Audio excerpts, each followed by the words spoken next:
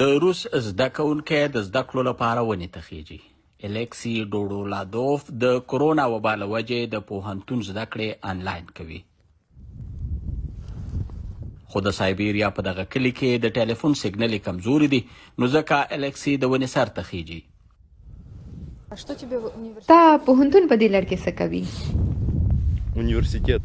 هغوی مالا جدا نصاب جوړ کړی. ځینې استادان راته ټلیفون کوي او ځینې راته تدریسي مواد په ایمیل راستوي. د ټلیفون لپاره په یو ټاور زما کار ډیر اسانیدای شي، خو د موبایل فون کمپنیو لپاره دا ګرانه پریوځي.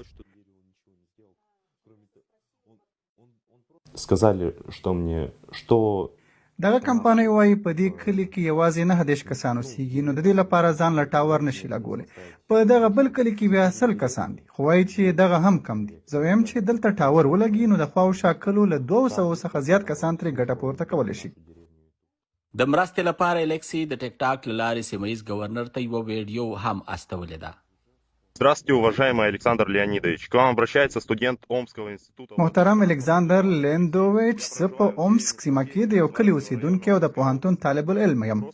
د کرونا له وجې په نومبر کې زموږ پوهنتون بند شو او آنلاین زده کړې مو شروع شوې، خو زموږ په کلي کې انټرنیټ ډیر کمزوری دی. له دې وجې زه له کلي بهر په ځنګل کې ونې ته خېژم. اوس یخني هم شروع شوې او ماته له وړاندې 2 واره نمونیا شوې ده.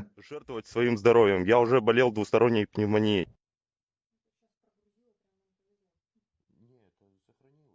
Реакции по-прежнему не последовало от губернатора, никто мне... تر اوسه د ګورنر او یا کوم بل چارواکي لخوا ما سره رابطه نه ده شوې. دا یوازې زما مسله نه ده، نور زده کوونکي هم له دې ستونزو سره مخ دي، خو چارواکي ما غلی کول غواړي. دا مهال دغه ونه د الکسي د زده کړو مهمه وسیله ده.